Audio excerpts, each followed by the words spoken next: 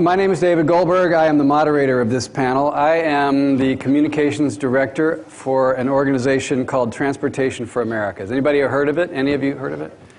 Oh, very cool. Thank you. I'm glad to know that. We started up about 5 years ago with the quixotic intent of influencing the federal transportation program. We will talk some about federal transportation policy tonight, not exclusively, but a lot, probably. We started up in 2008 when both houses of Congress were held by the Democrats, and there was a likelihood that the president was going to also be a Democrat, and who also talked a good game about exciting transformational infrastructure investment and that sort of thing. And so it did look for a moment early on like maybe there was going to be an opportunity to really change the program that had, since the 1950s, really been about building the highway system and had given very short shrift to urban transportation, and in fact, in many ways, was a negative on the urban transportation environment. Federal money was used to build a lot of facilities that are dangerous and scary for people on foot or bicycle, and retrofitting that is a big project that we had hoped to be a part of influencing, along with fixing things that were breaking, bridges, transit systems, and building some new transit. That was not to come to pass, and Jason will tell you a little bit more later about what actually did come to pass in terms of the bill that passed last year.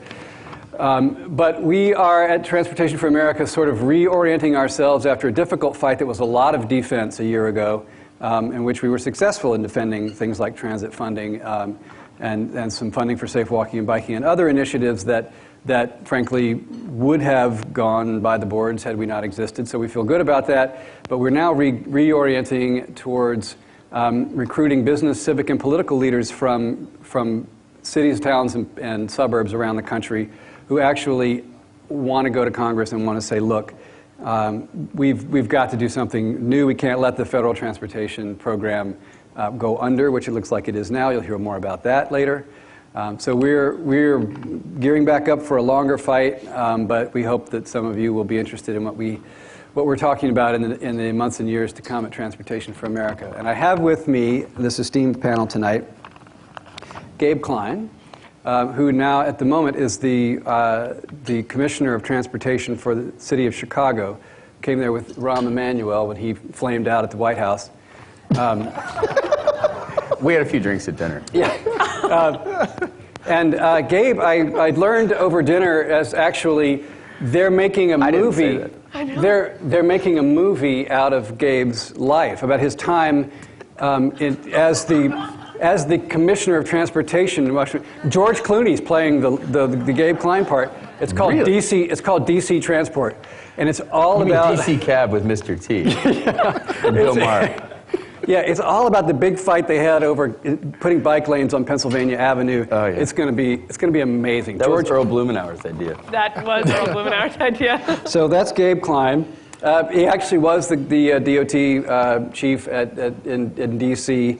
at the time, under Mayor Fenty. At the time, they made the transition to actually caring whether pedestrians got run over or not, or whether bicyclists had a place to go, and implementing bike share and all that. So Gabe is a groundbreaking individual and a good person to have on this panel, because he also will say whatever the hell comes into his mind, and no filter whatsoever. Unlike Dave, apparently. He's trying to.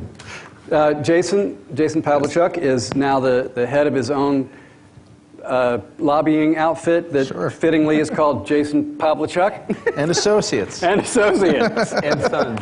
Associates. And Associates to be named. To be determined. Sons are like 2 and 3. Yeah. But, you 2 know, and 5, but sure. But kids are really effective lobbyists. Members of Congress. So Jason, Sure. yeah. Jason has done work with us and with many others who are fighting the good fight on transportation at the federal level, and knows an awful lot about where the bodies are buried within federal legislation, and more importantly, how to get you your money. That's right. See, Jason. Tyler Frisbee, in addition to being a Dartmouth alum, is that right? That's as am I. Wahoo wah. I did not know that, David. And her family invented the Frisbee. And her great-grandfather? Great-great-uncle. Great-great-uncle grandfather invented the Frisbee. And apparently sold The right to sold the rights to it for like $50 or something. Yeah, like $100. So Fail. strong business sense in the Frisbee family. Really good person to talk to you about money decisions. In addition to that, Don't Tyler take financial advice from her. is this thing on? In addition to that, Tyler is the legislative assistant and transportation brain for Congressman Earl Blumenauer of Oregon, who is one of the perennial stalwarts on smart transportation and land use and a lot of other thinking, the founder of the Bike Caucus, and now I understand sporting a very, very smart goatee. Yes. So that's Tyler. I had thought about opening this up, allowing each of you a couple of minutes to just sort of say what's on your mind, but I think after my introductions that would be risky. So I'm going to... Actually, no. I will in fact do that, and I will throw it first to Tyler since I introduced you last. Okay. To say whatever's on your mind. Whatever is on my mind. Anything's on your mind. First, for the NSA folks listening in, I would like to clarify that it was David who made the jab about Rahm Emanuel flaming out. Thank you. Rahm, please don't send me a dead fish.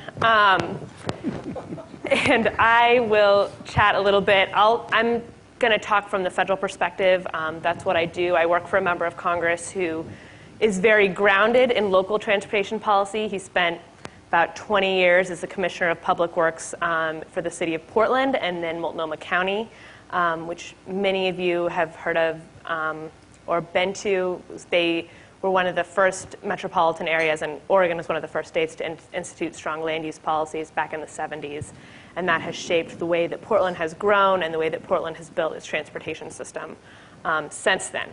I always like to sort of clarify that that was something that happened in the 70s. Portland is not some weird offshoot of the United States. There's not something in the water that makes people grow up thinking about land use planning.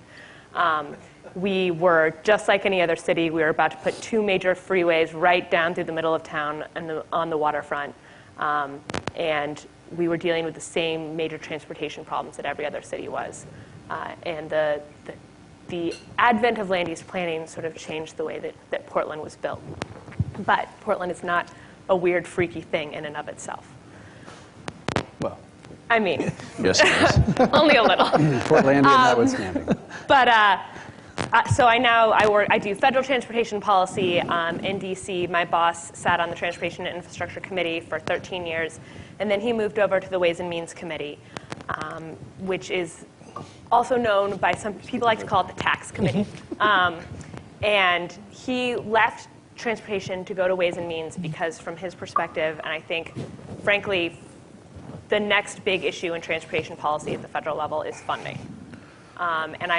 It is hard for people in the sort of innovative transportation planning, land use, car sharing, ride sharing, bike sharing sphere to think about how federal transportation funding impacts them.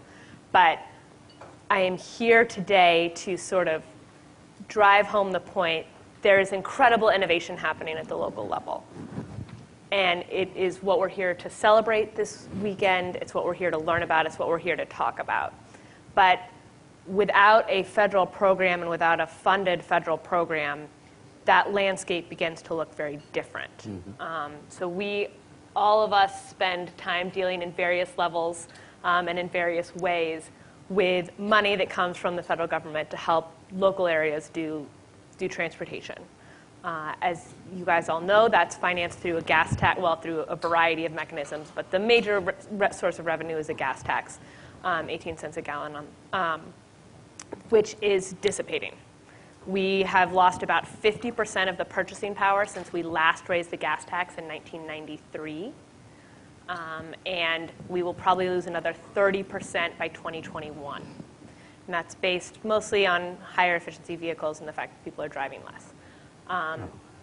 What that means is we have less and less money to spend on transportation projects. And we really saw that in a major way this year around. David referenced the fight over the new transportation bill, or some people like to refer to it as the new transportation extension, MAP 21. That was the first federal bill we'd had where the question wasn't, how do we spend this money, or how do we encourage states to spend this money better? The question was, who gets money because we don't have that much, so fight over it. And that profoundly changes the landscape because it meant we weren't getting research dollars for value pricing projects. We frankly weren't getting much research dollars. For the first time in a serious way, the highway and roadsmen were fighting with the transit folks in a sort of knuckles, drag down, knockout fight. Bike and pedestrian funding. So Transportation Enhancement, the program that was the first program to fund bike and pedestrian projects, started many bills ago. 3 bills ago? 4 bills ago? And at the time, the advocates, all they wanted was 1% of state transportation project dollars, SDP dollars. And this is my favorite example of how much the landscape has changed. They went in, talked to the chairman, and they're like, here's our proposal. We want 1% of SDP. 6 weeks later, the bill draft was about to be released, and the chairman called them and said, hey, we thought 1% was too little, so we gave you 3. That doesn't happen anymore. We fought tooth and nail and blood and sweat and tears to probably end up with about a little less than half of what we had before. And so these fights are what we will continue to have if we don't figure out a better way to fund our system and, frankly, to price it better. I don't think I need to talk to anyone in this room about the hidden cost of highways and what the taxpayers are paying that people are not paying when they drive on the roads. But the gas tax is not a viable funding mechanism anymore. It's going to continue to spiral. I would argue, and I think, well, every major financial commission that's been done by the federal government has shown that a vehicle miles traveled system is the most efficient and fair way to raise revenue in the future. And I think that will certainly be the push from the big transportation wonks. We just have to convince people that the government is not using it to stalk their whereabouts. That's actually what Google's doing with their cell phones. So I don't know if I should make that joke in San Francisco. Now with your boyfriend here. But that is the big fight that we're dealing with. And it does trickle down directly to ride share and car share and bike share and shared use projects because the way that we fund programs very much impacts the way that people plan and think about it. So, if we have the funding, then metropolitan areas are going to get more dollars. If we are giving flexibility, and if we're able to reward places that are innovating, that's going to encourage municipalities to innovate. It's going to let them feel like they have a free rein. If we are implementing really harsh performance metrics and at the same time underfunding projects, then there's going to be an incredible tamp down and focus on, all right, we just need to get freight from here to there. We don't really even care about people anymore because we just need to meet these freight metrics, and that's it. So don't talk to us about other things. So there's definitely a strong link. When we look at the policy that comes next, everyone else here can talk about that just as much as I can, but I think we are seeing a shift to a performance-based transportation system, which is a very important shift. It's the question of, is transportation just meaning getting cars around, or does it mean getting people and goods from one place to another, and it doesn't matter how you do it? And we're slowly shifting to the latter framework, which is much better, both for our transportation systems, also for our taxpayer dollars, and for the environment, and it turns out for people's quality of life. When communities start thinking like that, people get the additional benefits that come with connected, networked cities. That's going to be the next phase in transportation planning, and I think that is the phase that lays the groundwork for car sharing and ride sharing and bike sharing, because it means that people are not, A, dependent on their own vehicle. It also means, and I don't want to underestimate this, I think this is incredibly important, it also means that cities and MPOs and state DOTs are not dependent on people in their own vehicle to meet the metrics that they want to have. We like to talk about people because it's easier to think about, but those metrics motivate local governments to build and design their transportation systems in an incredibly real way. Mm-hmm. And I think that is a very important thing for all of us to think about. So I'm going to wrap up there because I could talk too long about this and it will get boring. So I'm going to let Jason insult me instead, if he's next, or Gabe. Next, or Either Gabe? one of them will insult I'm not me. going to Who's going to insult her? I will. Go ahead. I'll never insult you, Tyler. First of all, I apologize for being here. I know Teresa McMillan should be here, and you got a lot to put up with me, but so be it. This actually breaks 3 of my own rules on speaking. First, when I usually speak at conferences, I usually insist on being the smartest person on the panel. I have failed miserably in that regard today. Second, I generally don't like to be taped because being taped usually means I get put in jail the next day and or lose congressional support somewhere along the lines. And an open mic preceded by a glass or 2 of wine usually leads to, and a beer, usually leads to problems for me as well. So it's a real honor to be here with this panel, and I thank you for being here. And also, I really, truly mean this from the bottom of my heart. This is overdue, and the work that, I know it's been said over and over again, but I'm going to say it again. The work that Susan and her team have done shouldn't go unnoticed, and if you get a chance, you should chase Susan down and thank her, because this has been a phenomenal event and one we hope to repeat again and again. And I think from a standpoint that folks across the country need to hear this. It's great we can do this in San Francisco. San Francisco Soviets believe in this, okay? This is an easy audience to have this conversation in, okay? We need to take this to other places. This needs to be taken to Chicago, to DC, to Houston, to Atlanta, to other places to really spread the word. Because it's great we can talk to one another. The truth be told, we need to talk to others, and I think that's part of the key. My father, on that note, my father was a civil engineer. I grew up moving every 3 years, project to project. He worked for a company called Peter Kiewit. When the bridge was built, when the airport runway was built, we moved. I swore to God I'd never get involved in transportation. And then I started in politics, and I'm like, well, politics doesn't pay very well. I'm not going to work on a campaign 17 hours a day and get $18 a day to work on a campaign all day. Lobbying sounds like a better job to me. And the only lobbying job available was transportation policy. 15, 16 years later, here I am. Oops. But the reality of it is that I see a lot of my father's colleagues, people who he worked for many years, who have left Peter Kiewit, who have left Parsons Brinkerhoff, who have left the major engineering firms. They're now the Secretary of Transportation for the state of Florida. There's the Assistant Secretary of Highways in Oklahoma. These people grew up on building roads. And if they didn't grow up building roads, they grew up building rail. They grew up building buses, buying buses. They created a culture that is not appropriate for today's current transportation world. The highway system is built out. The federal government knows that. We've built the interstate system. We've built the secondary roadway system. We've built the tertiary roadway system to the point where we can no longer manage it.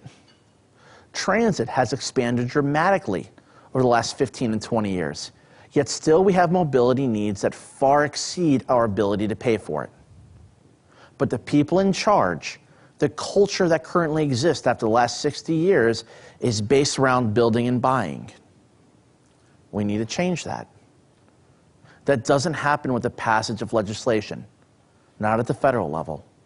It happens at every level, at contacting state and local governments, at contacting a member of Congress. Let's be frank, not everyone is fortunate enough as the folks in Chicago to have Gabe Klein running their city. And I don't mean that because he's sitting here next to me. I honestly do believe that. You've got a lot of cities who don't believe in doing the things that Gabe did in Chicago and did in Washington. Gabe left Washington, D.C., and the impact is still there. There are bike lanes now where I used to park my car. You're welcome. Damn it. And that brings me to another point. We don't all need to do what you all promote. Guess what I do? I drive 40 miles to and from work in my car by myself. I like my car. I like my freedom. I like my independence. And no one here has any eggs, so I can't get thrown at. But you know what? I want you to succeed. Do you want to know why? I want to drive quicker. There was a study done recently.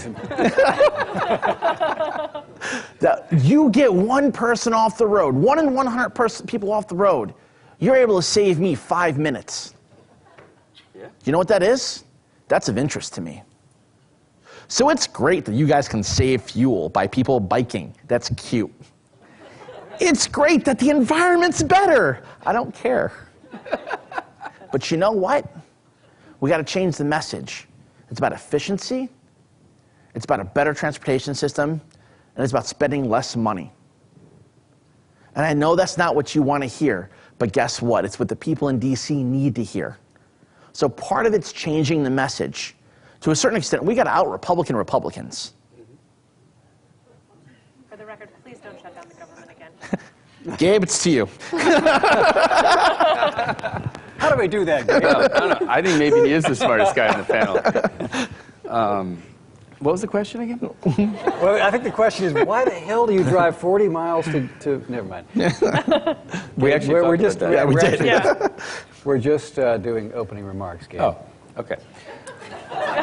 Well, I'm the bad I guy, thought by there the was a way. 3-minute limit. No, everything that these guys said is absolutely correct. I mean, what you just said about messaging is so important because, like, I remember in the early days of Zipcar where we had some really fun ads. You know, it sort of put us on the map with people. I think the ad that I always remember the most is 365 days a year, I'm out looking for parking. Yeah. Something, however many hours having sex, what's wrong with this picture? And I got all kinds of great emails. That was a really, I didn't do justice to the ad. But there reaches a point where you have to mainstream what you're doing.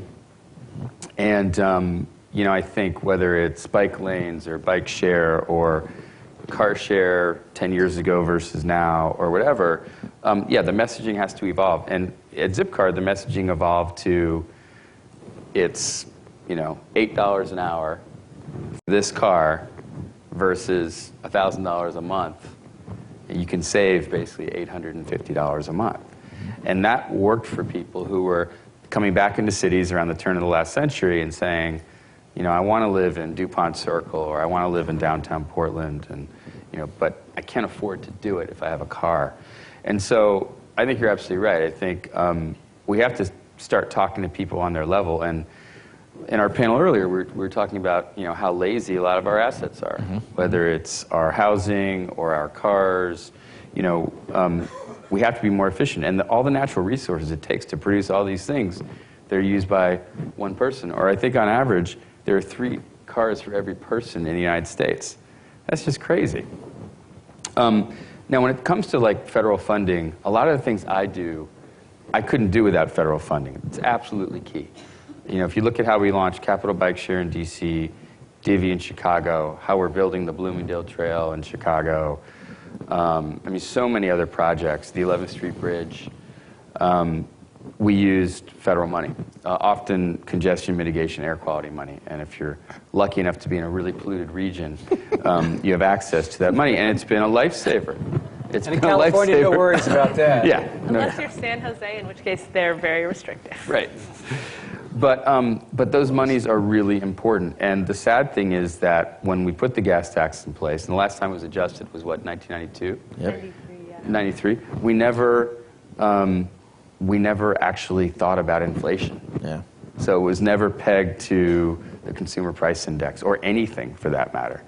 And so as Tyler outlined, you know, we have so much less money, and we built the highway system in the 50s. We built, like in Chicago, we built the rail system around the turn of the last century. And that's about how long they last. And so everything's coming due to be rebuilt. And we have less money than we've ever had, and we have less political understanding around you know, what it takes to fund infrastructure. And the general, you know, populace looks at it and they just sort of take it for granted. It's there. It's there, and it just keeps working. Yeah, it's a little more pothole ridden. Yeah, the train's a lot louder. Yeah, it's slower. But they're not putting 2 and 2 together that we're underinvesting. And while China's spending, you know, 8 to 9% of their GDP on transportation and infrastructure, and Europe's spending 5 to 6%, we're spending 1 to 2%. And when you talk to companies, and we have a lot of companies that the mayor's trying to lure to Chicago, the first thing they want to know is the transportation system and what are the investments you're making to keep it strong. And actually, our mayor is making big investments, but we can't rely on the federal program anymore. And on top of that, if you're in a city, and Ed Reskin is here from San Francisco, and we have a lot of people that live in cities, the money's got to come through the state. And they have their own priorities that are often very different. So when you look at Illinois, you got Springfield and Naperville and all these places. And if they have to make a different policy for us, then it's like, oh, crap. Then we have to do it for everybody. We have to give protected bike lanes to everybody in the state.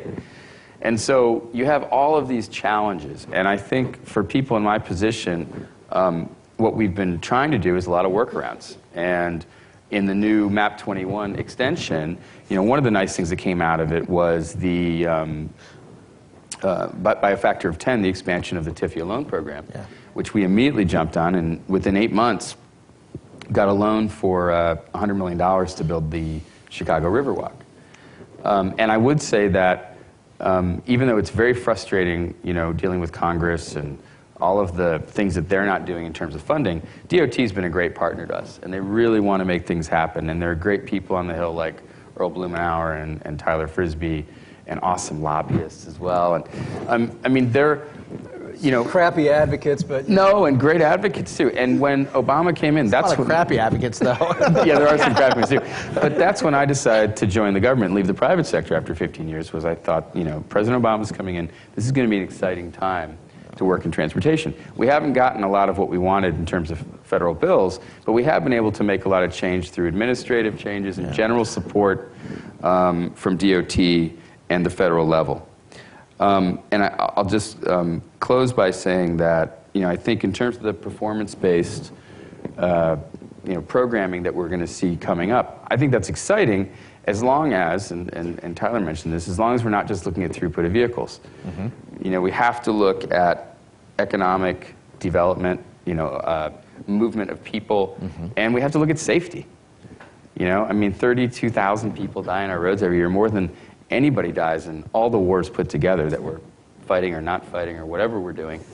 That's a lot of people. And we take it as the cost of doing business. And in Chicago, we've set a goal of 0 fatalities in 10 years, which some people think is unrealistic. But, and this is going to sound harsh, but at $4 million a pop, we can't afford to have all these people dying on our roads, nor is it the right thing to allow. So anyway, that's my spiel. So, listening to the three of you, a couple things strike me. One is that we are headed to a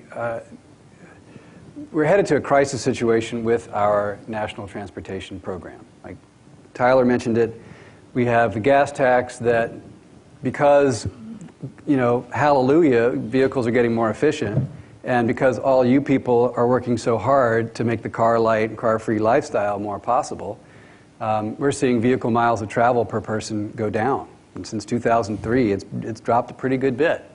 That's counter-historical, and it's likely to continue into the future. So the gas tax as the fundamental financing for all the things that Gabe just talked about, all the things that we've been talking about, is not really a great proposition. In the meantime, we have, as Tyler said, completed the project of building the interstates.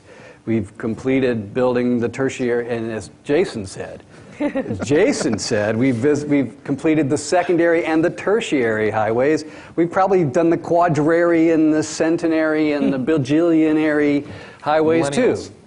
And we built them too. And we've built all of them, millennials, the whole thing. So we built this incredible network that now we can't afford to maintain. Yeah. The revenues to maintain that are going down, and now all you good people are asking that we continue a federal program that supports all these great things in the metro areas that are going to continue to make the gas tax revenues go down. So where in all that is the rationale for the continuation of a federal program? How is it funded, and what does that program look like? And I would like your answer in 30 seconds or less, please. There's no way you get in 30 seconds. Any of you are fine to answer that, and I would also like to make this more interactive. Those of you who have something you really want to contribute, feel free to hold your hand up. But I will ask the audience to help edit you.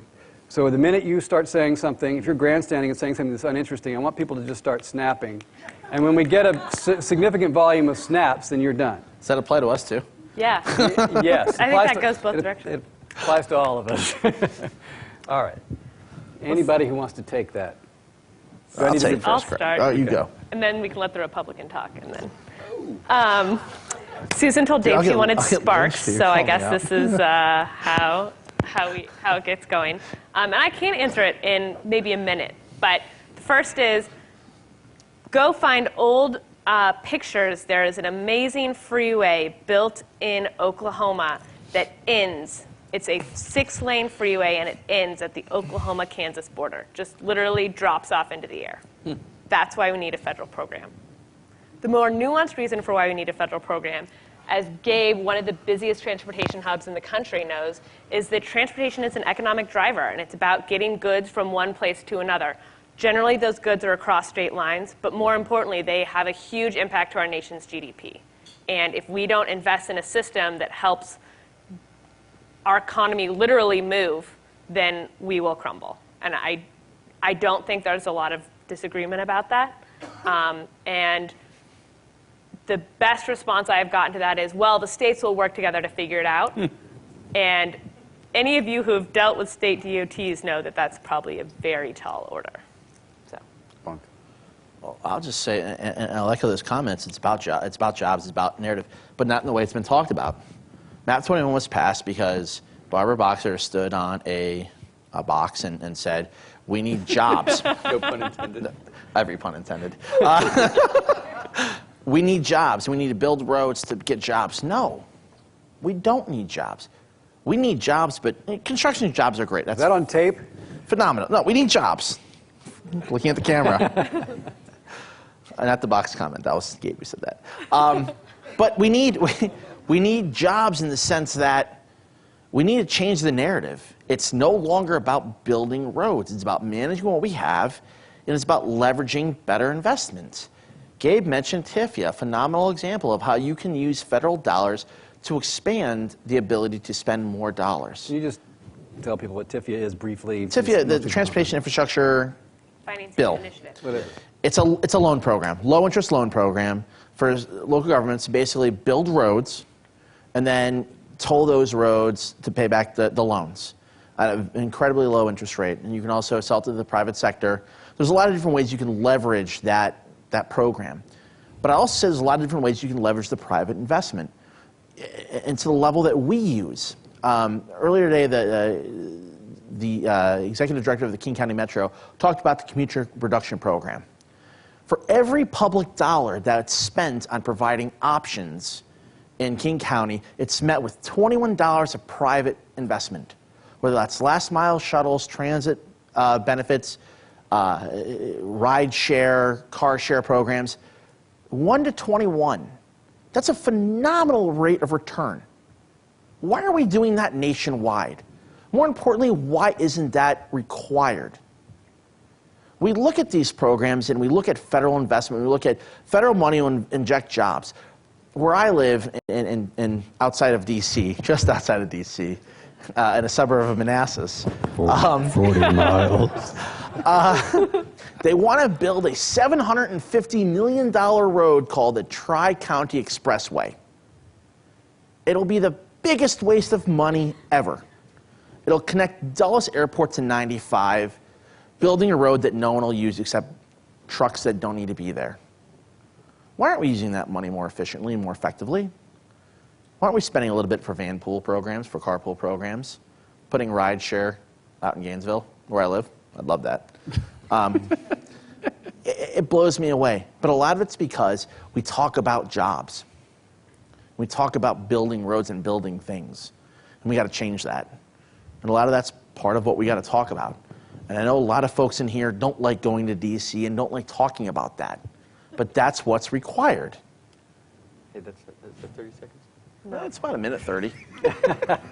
That took about as much time as Tyler did. I heard no one snap except for Tyler, and she doesn't count. No. Fair enough. Fair enough. Well, earlier, I was talking a bit about having positive ROI on projects. I think some people thought I was saying we should privatize everything in government, which is not what I was saying. What I was saying was that you need to figure out what is your measure for success on your project, and often it's financial, or there's some financial component that's really important. And there may be some sort of greater good component where you're able to equate that in exchange for dollars.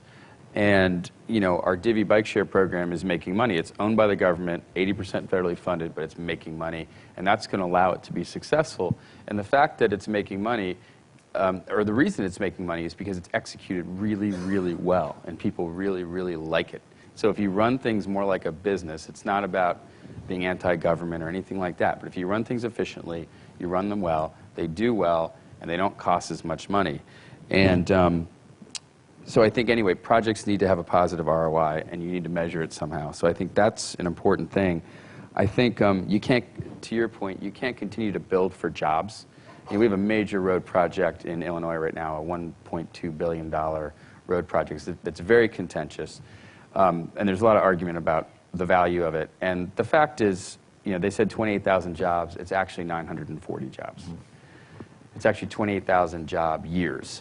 And so, people say all kinds of things, and then they say, well, this will create jobs in this area. Well, the reality is that people will come from another state that'll work there. And the reality is, if we spend that $1.2 billion on something else that we need, like improving our transit system, the same 940 people will be employed. And so we have to stop wasting money on projects that don't matter, or bridges to nowhere, or roads to nowhere. And to your point, we can't keep building capacity when we don't have the money to maintain what we have. It's just irresponsible.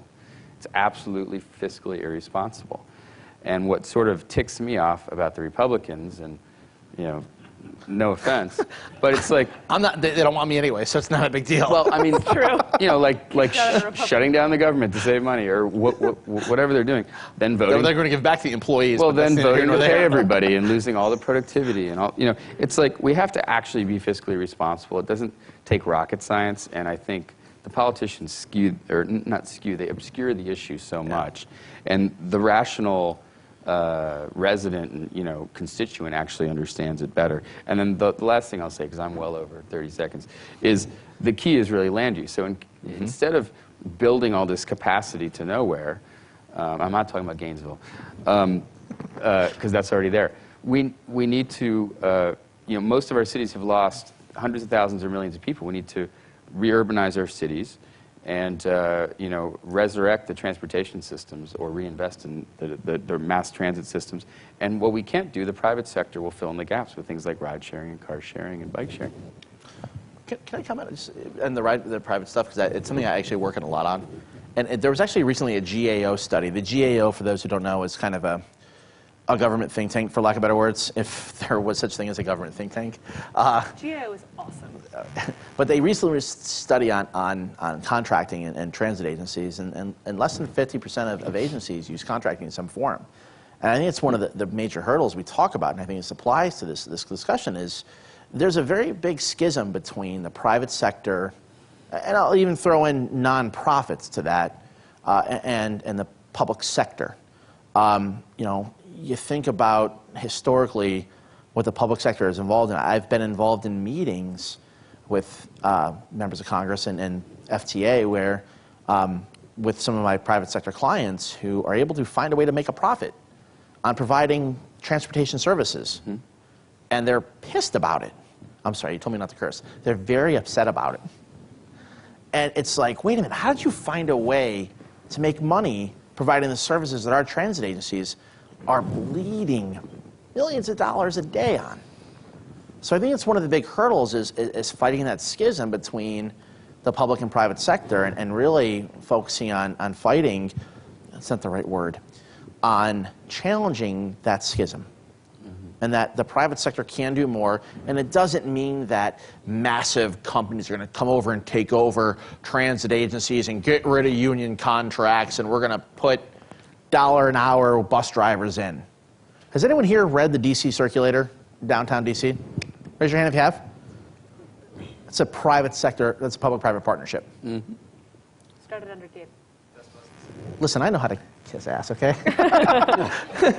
Just clarifying. Phenomenal program. You put $1 in, you ride wherever you want in DC. And it's 40% less to operate than Metrobus.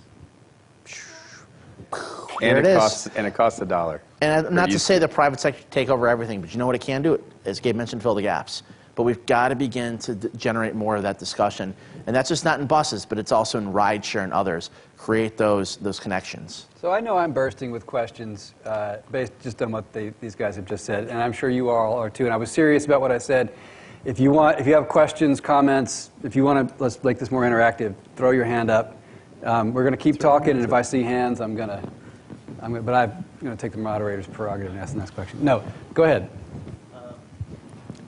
Is there more than one mic, or is this the only one? We have 2 mics. And there's the other one. Yeah. Okay.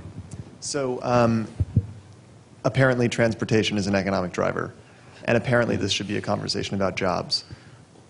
Is there a disconnect between you two or something? Because that seems to be the right messaging. I mean, if transportation is an economic driver and we're not talking about just building roads, then isn't the messaging sort of easy after that? Well, I think people fall back on, let's do this road project because it'll create jobs. When the reality is for every dollar you spend, no matter what kind of project it is, you're going to create jobs.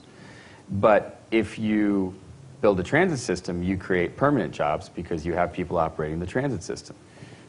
Or if you spend, like for instance, we launched Capital Bike Share for $6.2 million, which 80% was federal. So DC put in $1.2 million.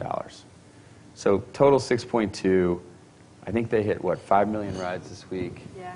And guess what?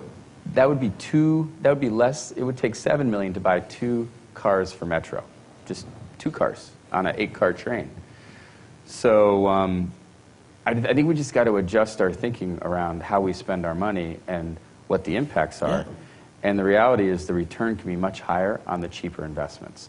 I mean, Portland's done a study where they got 60 times the ROI on their bike investments, on their bike lane investments than they did on their road project. I think there's a couple important points embedded in what Gabe just said. One is, on the macro level, thinking of transportation projects as one-offs where we're going to put people to work building something and using a shovel is an antiquated and silly way to think about it. And the broader way to think about it is transportation investments, the basic infrastructure that supports the economy. So what kinds of investments work the best? So we built the interstate system, and we've got travel from city to city pretty well worked out. What happens is you get to the edge of Chicago and you come to a screaming halt, and freight that took a day and a half or 2 days to get from miles and miles away gets to Chicago, and it takes at least as long to get to the distribution points that it needs to get to. So what we have is we have an urban transportation problem. These are where the bottlenecks are for freight. That's where the bottlenecks are for people getting to work. And so the whole framing of the economic import of how we invest in transportation needs to change. Well, and then also what keeps on giving.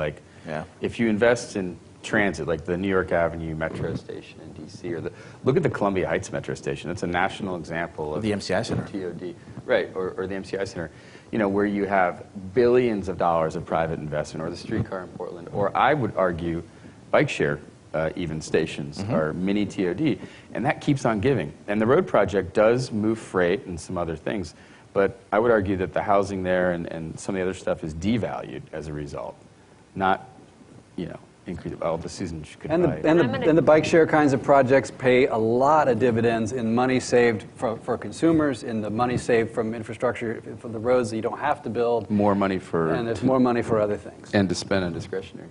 And I'm going to just jump in on the flip side of that too. And from a messaging purpose, it doesn't always make sense to talk about this, but when we look at what the drawbacks are to some of the infrastructure we've built or infrastructure we're planning on building, you talk about what Gabe said. What are the costs of hospital bills for people who end up in the hospital because there aren't good pedestrian crossings and they got hit by a car? Next step further, and this is where Jason rolled his eyes at me, but I did it too. I actually it was really perfect. He rolled his eyes and he decided. Yeah, what are the public health impacts of people not being able to walk their kids to school? And if you want to go crazy and talk about what are the carbon impacts and what are the economic drawbacks of polluting our environment, there is a significant set. There are a lot of things we're paying for right now that we don't necessarily have to pay for. But I think Gabe perfectly sort of articulated the answer to your question. Right now, because of message, and in defense, this has been because it's been an effort to create a big tent when you talk about transportation. That's right. Right? Because if you talk about transportation jobs and you focus on people out shovel-ready projects and people out there laying the asphalt, you bring in organizations and industry and people who wouldn't otherwise be a part of that conversation. Because no one cares about what you talked about, and they do, but they don't vote on it. And Jason's right. And at the end of the day, what people voted on in 2008 when the economy was in the... she said I couldn't curse. I'm trying to find an acronym. Tank. People voted on jobs. And let's be frank, the Democrats voted on because the union supported it. I'm going to push back here because we actually went out and talked to people, and we actually went out and talked to conservative voters too, who did not buy the jobs argument. They wanted to know that the money was going to go for something that went beyond just putting people to work. Because they're conservatives and they want to shut down the whole thing. So, they don't care. You know, so the whole jobs thing, it's sort of like within the Beltway. It's all sort of like, oh, we're doing something about jobs, and that works great. But we really are doing something about the economy with these transportation investments, and that's the major point. He's had his hand up back here for a while. So, I mean, the themes I'm taking from this panel is that we have to reallocate resources to other projects, and maybe look for the private sector to provide innovation solutions. Is like raising a gas tax that hasn't been raised in 20 years just a complete non-starter? And he's raising it right in the head, but there's so much, like, we're trying really hard to get people off the road so you can drive home quicker, but when it's so cheap for you to do that, it's a hard thing to do. And gas prices are 3 times more expensive in Europe, and even some third world countries, they're 2-3 times more expensive. Mm-hmm.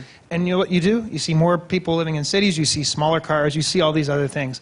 And so getting to raise something that hasn't changed in 20 years, like, and getting people to pay the true cost, like, which is supposedly a Republican value, right? Paying their way to use these roads. Sorry, I'm grandstanding. But the point is that just a non-starter? We just can't, we'll just never raise the gas tax again, because that seems insane. Well, people have to vote, right, Tyler?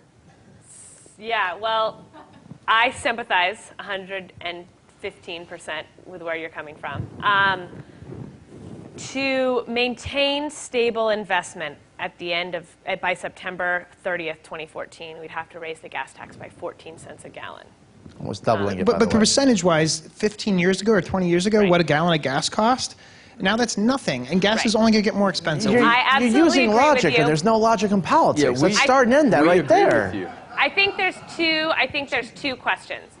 I honestly actually do think we will raise the gas tax next year because I think we don't have any other choice, and I don't think we're going to let the transportation spending fall by about 90%. But your real question is, can we price gasoline for what it should cost? Or closer. And I don't think that's the battle that you want to fight.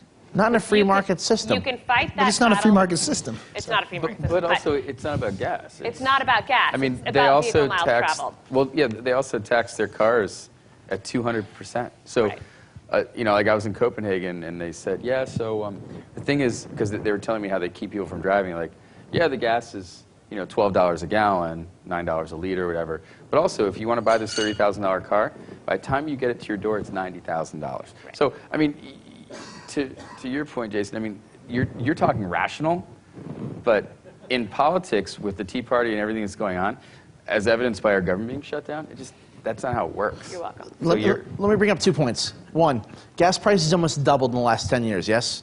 $2 a gallon, now at $4 a gallon. Mm-hmm. VMT is basically flatlined. So we're talking marginal differences. People are going to continue. We'll put it in inflation. People in this country, like, this is a car-based society. All right, I made this comment at dinner. We don't need. I made this earlier. 100 people to change their habits. We need 1. But the difference is, I think, as far as the gas tax is concerned, is that you're going to have a hard time having Congress vote on it to doubling the gas tax. That's how deep we are in this. It's a doubling of the gas tax. That's the headline. And you're not going to have, and I'd even challenge, I don't even think Earl Blumenauer, who you're not going to find a bigger champion for our issues than Earl Blumenauer. At the end of the day, he's going to have a hard time voting for a doubling of the gas tax. Spoiler alert, here, we're about to drop a bill that does that. Doubling it? 15 cents. 15. Your boss. There's no press in here, right? Yeah, that's He's off the a record. liberal from Portland. No, but you're going to have a hard time getting more than 50 votes. I mean, it's easy to say it in theory, but at the end of the day, you're legitimately going to have a hard time getting the political willpower to do that. You're talking about doubling the gas tax. So I'm going to jump in and interrupt Jason because I can be rude like that. Good. And just say, I think the real question that we need to look at is that worth the political fight? Right. Because we double the gas tax, and in 20 years, we're still not putting enough money into the Transportation Trust Fund. So why not raise it by 13 cents to get us through the next 5 years, switch to a VMT system, and then actually have an equitable charging rate that makes sense and that lets us, frankly, figure out a better way to make sure people are paying for what they're using, and that we're then able to allocate that money in a way that lets us plan better. Two problems with that. And he's got one back there. You just got to put it in a space shuttle. It's not a big deal. 8 years. Yeah, I think I'll put money on that. But it's so easy to do now with the CAN bus system in every car. Yeah. But you could also do a sales tax of some sort. Yeah, so you're going to see the variability. some sort of vehicle miles traveled tax collection at the state level. Oregon's already passed legislation to do it on a sort of an experimental basis. Nope, permanent. Well, it's a permanent basis, but it's 5,000 volunteer drivers. You Right. tell me whether that's going to fund the whole system. The issue with it, of course, is if we're all successful here, right? VMT does not, or vehicle miles of travel doesn't keep going up. Mm-hmm. So the funding is not. The other thing is that it more expressly ties it to actual use of the roads, which makes it harder to use for other things, like making the roads safer to walk and bike and that kind of thing. So from a policy perspective, it raises a whole lot of issues. And from other policy perspectives, in terms of rewarding people who are buying the electric and the alternative fuel vehicles and all that sort of thing, complete other Pandora's box of policy issues. All of this coming back to the road-based, the road user fee-based idea of paying for transportation in this country is done, sooner or later. Now, you're right. We're going to raise the gas tax. We're going to extend the federal program for a few more years. But the long-term picture, and you guys are all part of this deal, right? For the first time in I don't know how long, I mean, since the 1950s, urban transportation looks real different. I don't know. It's looked the same pretty much. It's been buses and it's been cars for 50, 60 years. But now, all of a sudden, we've got these demand-responsive opportunities. We've got the apps. We've got the possibility to provide options that we never had before, that in the Hyperloop. And dare I throw into the mix, driverless vehicles. I was going to say that. And so who knows Driverless bikes, maybe. So driverless bikes on their own, just careening around the city. And if he has his way, that's exactly what will happen. But that's so really, people, what the hell? But that's part of the discussion. Is you mentioned no VMT. The gas tax will no longer fund the existing system, let alone expansion. So, at what point does this federal government, as long as the people who are currently in charge of this Congress, begin to say we don't have a role in this anymore? Right. We have built this system, and that's the challenge to you all. Is that without that federal investment, without that federal, and I think MAP 21 waters down innovation dramatically. You've got 4 core federal programs.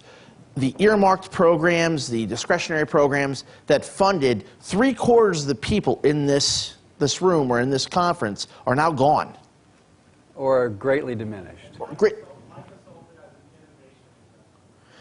Earmarks are the greatest thing for you.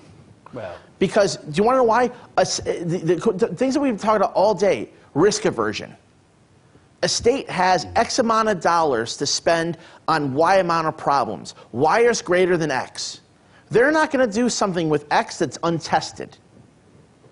with bonus earmark money, they can get some fruity staff person at the state DOT who likes to car share to put $500,000 in it because it's not formula money. Guess what? They'll do that. All due respect. I represent a lot of the car share entities in there, so they're all laughing. But we need more of that. Where's our mics at this point? But he just said something really interesting, which is sort of where does the federal role end? Yeah. And I think the feds built the highway system. They've invested a lot over the years. But I think if you look at actually what McDonald's doing in Virginia, a conservative, with what is it, a 0.5-cent sales tax? Yes. He's like, we're taking control of our own system. Maybe not the interstate, but everything else, because they can't rely on the federal government anymore.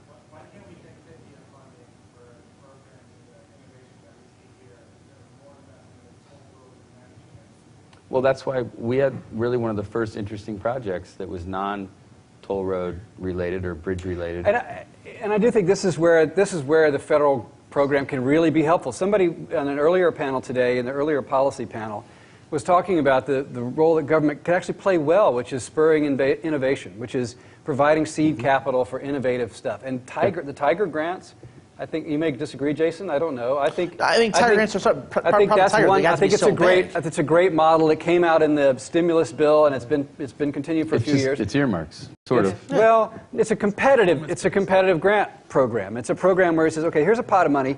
Come to us with a cool idea that has a lot of support, that solves more than one problem. It's not just about throughput of vehicles, but solves more than one issue. And we'll look at you, and you can compete with other similar cool ideas.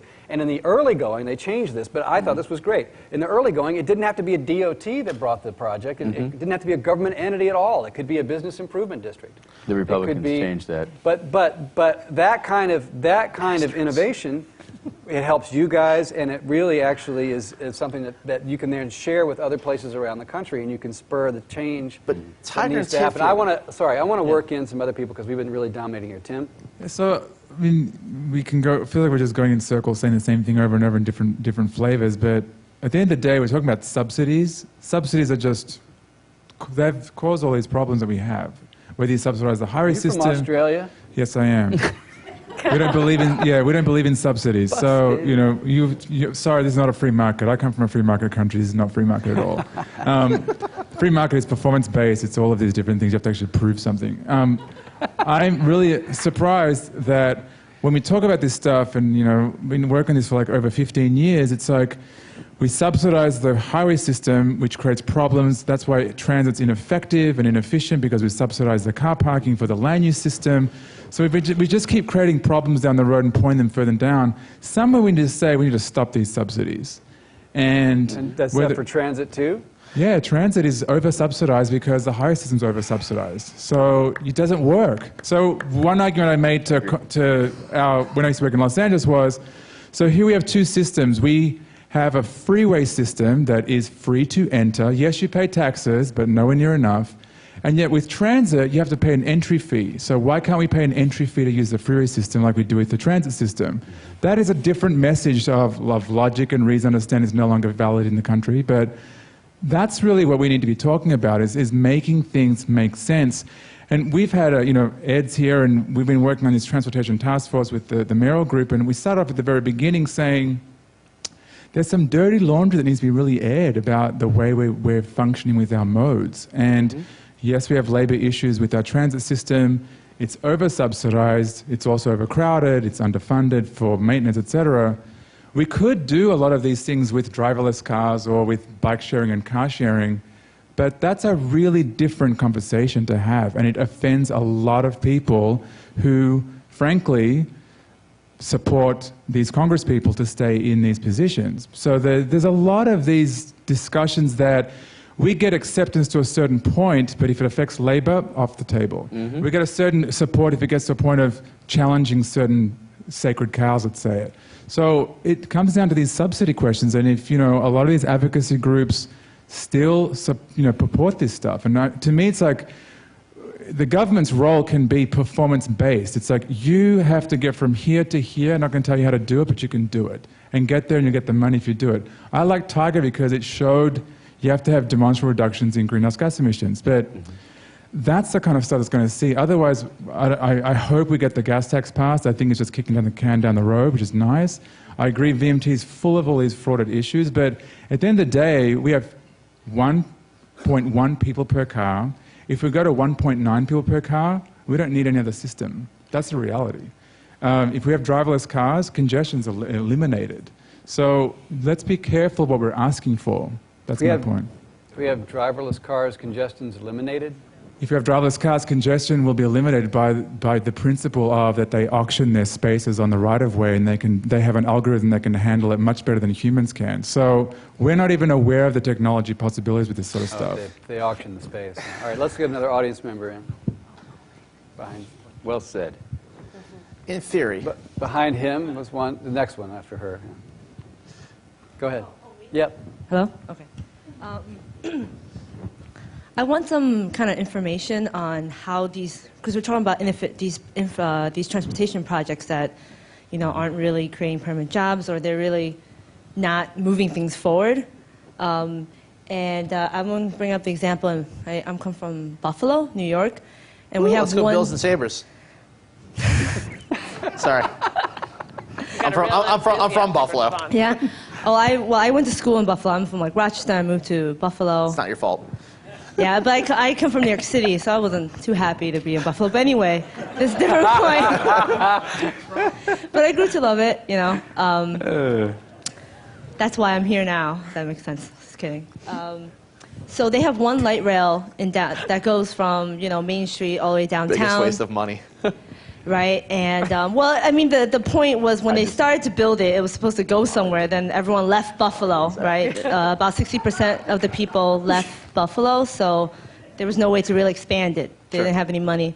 But now, so in downtown portion, you actually can just walk everywhere. There's no cars that drive on it, and they're spending how much? Like $8 million. They're spending a lot of money so they can. Refix the roads so cars can drive on it now, along with the light rail. 20 million. They're spending. It's a lot, right? Yeah. I was going to say, are we calling $8 million a lot of money? Sorry, in Buffalo, that's okay. Sorry. I work for Congress. It's a lot of money to me. That's couch money. That's under my desk. So yeah, 20 million. Part of it's funded by the federal and the state level. Sure. And I'm wondering how that even came to be, because I live there and I heard no kind of voting on how this project even came up. I didn't even know about it until. It's a planning process. But yeah.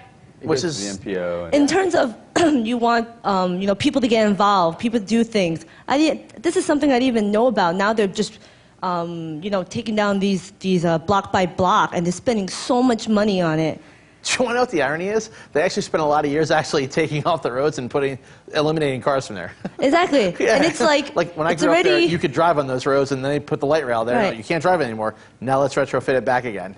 And by the way, the ridership on that line is horrible. It is horrible. But the thing is, the traffic in downtown is not bad at all. There's no one lives in reason. Buffalo.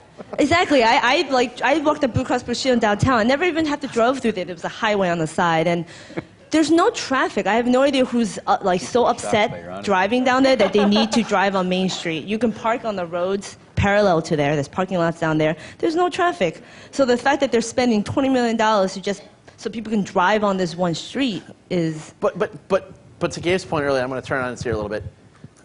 Transportation is Buffalo's only hope, and I say that because one of the biggest projects there is to redevelop the river, the river walk there, the lake area, and the bottom line is that light rail, while misguided and a complete waste of federal money, because it built a 7-mile rail line to where people don't live to where people don't work. Okay. Right. And Polly Trottenberg, who is the Assistant Secretary of Policy and Transportation, who is the strongest advocate for transit you will ever meet, agrees with me. It was a waste of money. And there are people here from Buffalo who I also think would agree with me. The problem is that development, though, spurred what is now Chippewa Street, what is now a lot of restaurants, a lot of areas. So that growth and development has actually spurred, hey, listen, people are coming back downtown to go to dinner, go to nightlife. Although if you're a Buffalo Bills football player, there's a good chance you're going to run over somebody and then get off on a technicality. Oof. It happened, Marshawn Lynch. I know. Too soon? Michael Pettit. But there are, to that extent, though, that's an example of how transportation, some of the work that Creighton is doing with Buffalo Car Share. Buffalo's an old city. Everyone has a grandmother in Buffalo. Okay, no one's got an 18-year-old cousin in Buffalo. There's a lot of grandmothers. There's a lot of grandmothers in Buffalo. Well, with the exceptions to the rule. Ladies and gentlemen, the one man who has an 18-year-old cousin in Buffalo. But your original question is, that's the planning process, and I can't underscore how important it is for the people in this room to understand what the planning process is. But also, I just want to say, you said 10 million or 20 million is a lot of money, but so when it comes to spending transportation dollars, like we're really into like how much everything costs, but when it comes to going to war, 3 trillion, 4 trillion, 600 billion went to like some guy who's the chief procurement officer for Iraq who now lives in Switzerland in a gigantic fortress. So it's all relative. We seem to really care, and the Tea Party really cares about some dollars, but then massive waste in other places they don't care about at all. Traditionally, a lot of what the federal program has done, frankly, has provided the funding that provides for the last resort transportation for lower income people. Transit has been that for a lot of folks. We all want it to be more than that, and I would contend that transit is the basic spine that allows all the shared mobility stuff actually to work. Because if you don't have transit to fall back on, then the rest of the program doesn't really work.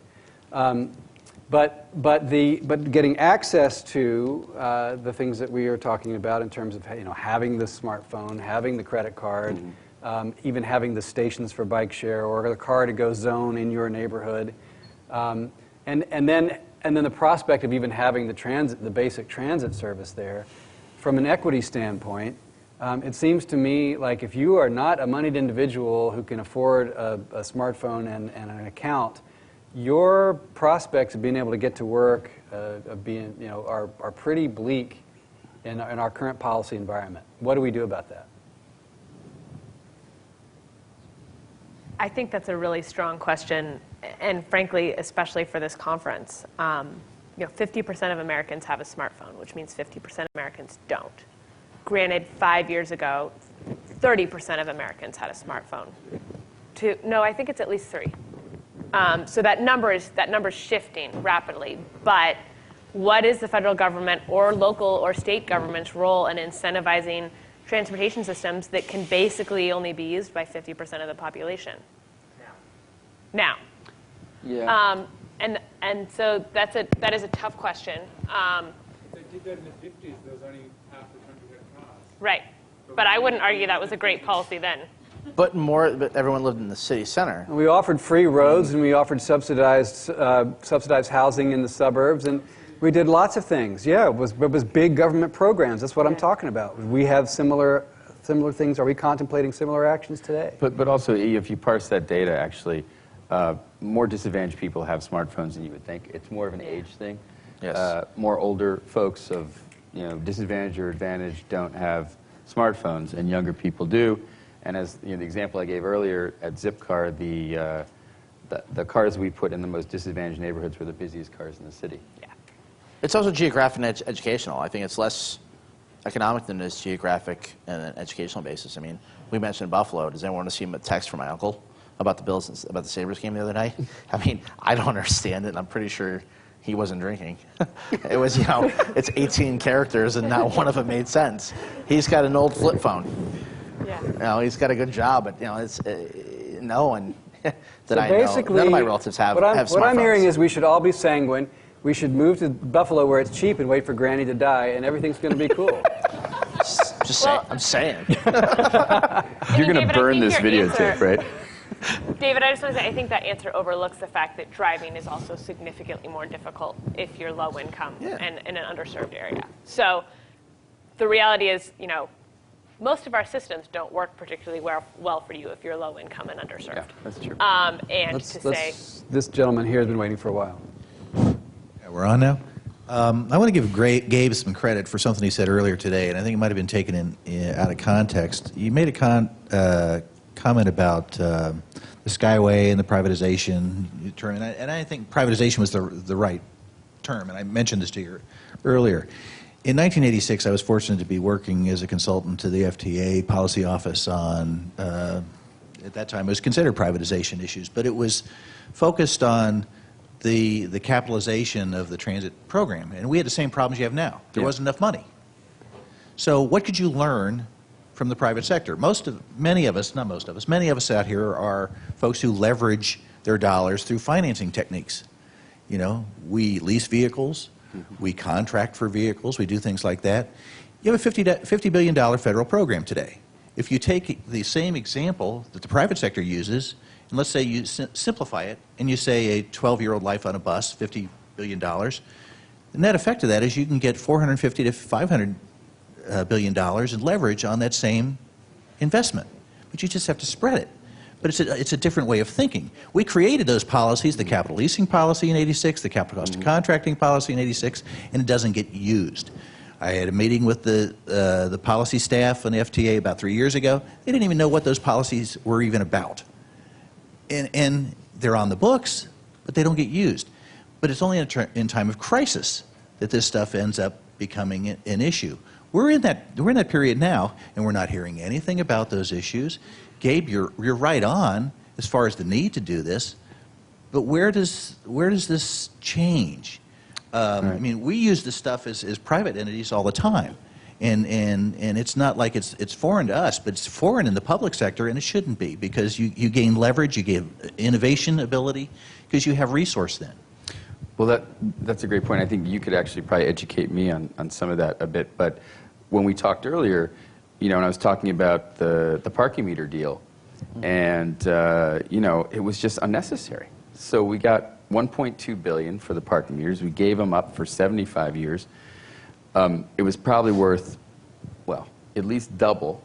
But if you look at what's happening in urban areas and you look at the value of parking, it may have been worth a lot more, maybe triple. And so my argument was, like, anybody who'd worked in the private sector or, you know, had run a company would say, well, let's just bond against it, get the money, keep control of it, and charge whatever we want. And we've lost complete control of our parking system.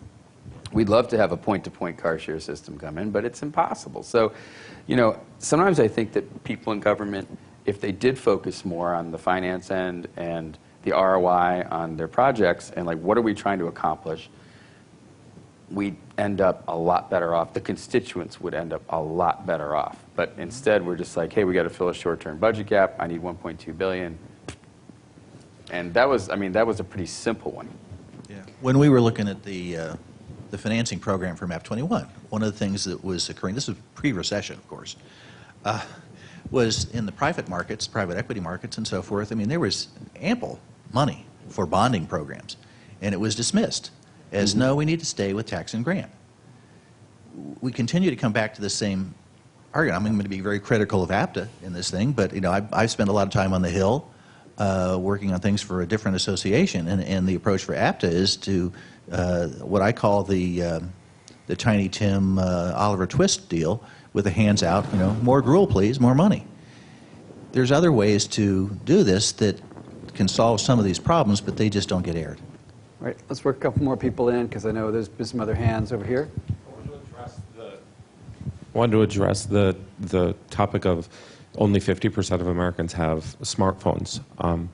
I think that's kind of a cop-out, actually, because in San Francisco here, we replaced some of the meters here with this, what they call smart meters, to accept credit card. Not everybody has a credit card, and everybody has a debit card to use that, but we still did it because it was good for a massive amount of people in San Francisco. 50% of people have smartphones. I'll take 50% odds in Vegas any day.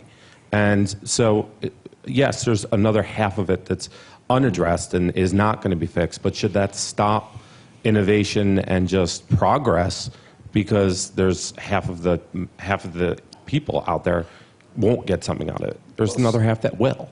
I mean, what I'll say to that is that this is a policy discussion. So the question is, yeah, there's half of the folks who can take care of themselves, and we can figure out ways to serve their needs pretty well. And then there's another half, or maybe there's a third, or maybe it's even less than a third, but who are going to need some sort of policy intervention. What should that look like?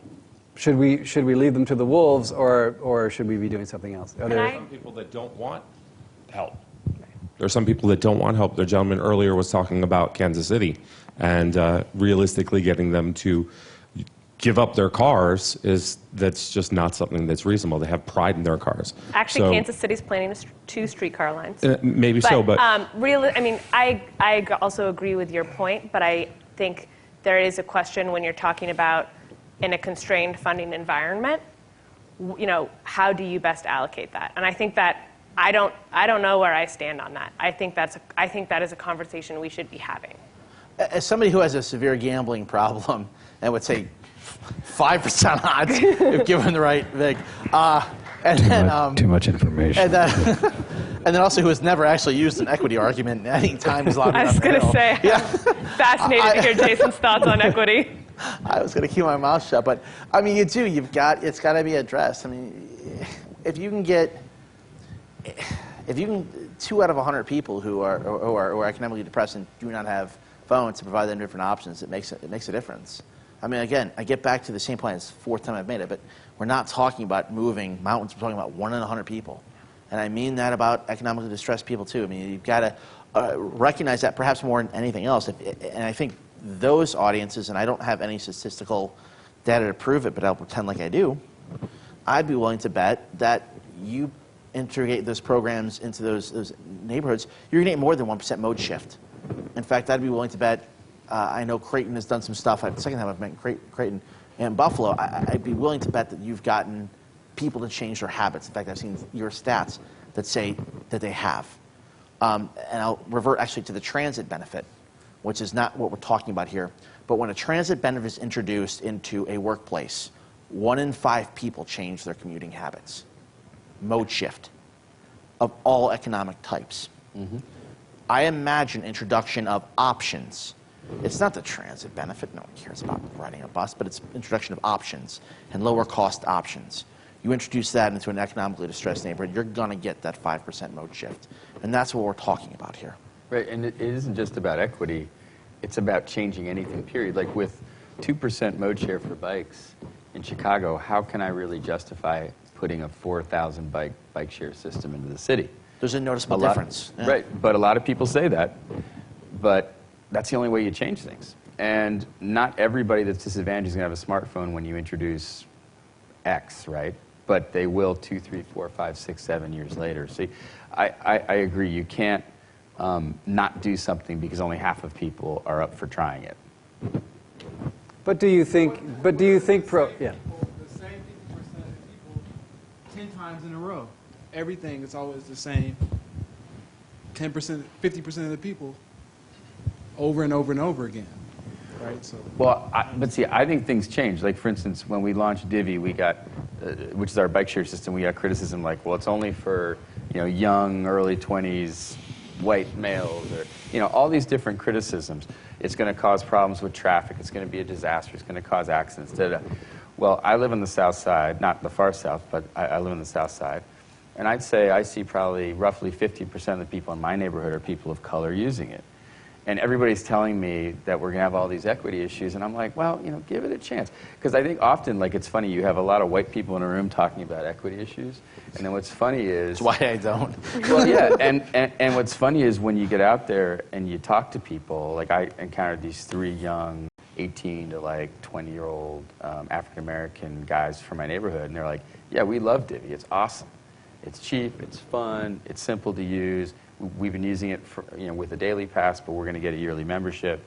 And, most people would have written them off probably as, just some guys from the neighborhood. And these guys are totally, with it basically on transportation. So I just think we have to be careful making all these judgments about how much smartphone use and this, that, and the other thing. But to your point about if people, if you see that people are being left behind, I think you have to market to them differently. You have to advertise to them differently. And sometimes it takes time. People need to see people like them. We brought Alderman Dowell, African-American alderman from the South Side, over to Copenhagen with us. And she came back and she said, the most important thing that I'm doing is riding my bike in my neighborhood. And I said, well, tell me more about that. And she said, because people don't see people like me riding a bike. And I think that's true you know, I see business people in suits now riding divvy. They never would have ridden a bike before. So it's not just like black people or Latin people or, you know, whatever. They're, you know, white people who are like, yeah, I would never ride a bike in my suit. And now they are. So it's more about people seeing people like them doing something. And that takes time, I think, sometimes. So you see enough fat people riding a bike, I'd do it. I like to concur with that. So I'm a professor at Carnegie Mellon in Pittsburgh, and we helped the city with a bike sharing plan and get some CMAQ money and so forth. And everything was moving forward until 2 weeks ago, 2 city council members said, hey, there's no bike share in my district, and sort of put the brakes on the whole thing. And that's too bad. And really a matter of education and not making assumptions about what people will and won't do without actually talking to people and getting on the ground. So and a lot of that gets back to, I think, the point that David made at the beginning, at the onset. The most important, and I think the only redeeming factor of MAP 21 is performance measures and data collection. Yeah. You can show how, listen, I don't ride a bike, okay? Like, look at me, you know, like, I didn't eat salad at dinner, I won't have anything green go in my body, I ride bikes only when required by law. No, I like to eat chicken wings, that's my problem, I'm from Buffalo, okay? We do a couple things well there. Exercise isn't one. Okay? It's a matter of, I'd be so in trouble. You know, it's a matter of performance measures, of showing how the capital bike share program has actually, and you can see it through the visible eye, but what's the data show? Okay, you can tell that story, you can tell that narrative. Listen, it's easy to say van pooling is cool, van pooling is great, but you can go in and say that, listen, stop running your $9 a revenue mile bus system that goes 40 miles and carries 12 people, and say, run your 48 cents an operating mile van pool program and save yourself $3 million and quit going to Congress saying you need operating funds. It makes a difference. That's the type of data we need.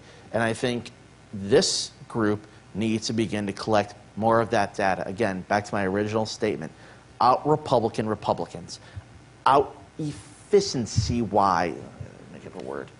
Be more efficient. Efficient-size. Efficient-size. In general, now there's Democrats who are like that. I mean, anyone. We don't have the money. We have the data to. We have the data to show that it's more efficient to get around by walking, by bicycling. But when you start, within the walking, bicycle, and transit umbrella, no argument. But inside that umbrella, there's some dirty laundry that will not get surfaced because of some sacred cows. And we need to figure that out. There's labor, there's issues with about how we subsidize our systems. That needs to be resolved. We also don't necessarily have the data to show. I mean, Portland has data to show when you build it, they come on biking and walking, but we don't have that in a diverse set of places. I mean, I'll give you an example. We have, I think we have now the most utilized transit system in the country. More people per trip on Muni system. We've got huge issues with capacity.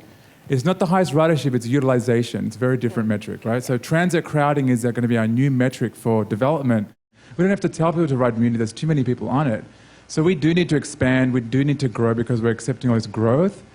But parallel to some of our busiest transit lines is where our most rapid bicycle growth is. People are voting by shifting out of transit. That's okay. Short peak period transit trips are super expensive to serve, and if they can use bicycles, that's actually a more cost-effective way, but there's no incentive or push by the federal government to say, you should be doing that. You should really be focused on that. And there never will be. You've got to change. I mean, no, there won't be. In fact, the tide's going the other way. The tide is going the other way. You've got to talk in their talk. I hear you and I listen to you and I agree with you 150%, and I'm thinking to myself, this is the same argument that lost the battle in MAP 21. This is why enhancements was eliminated. You've got to change the narrative. I hear all this great wonky talk, and I hear bike ped good. Guess what? Republicans and even a lot of Democrats don't care about bike ped. Well, because they don't live in an environment where that's important. That's right. Yeah, and even if they do, they won't change. It's 8th or 9th of 100. You know, you got to change the way it's discussed, and it can't be transportation wonk. It can't be bike ped wonk.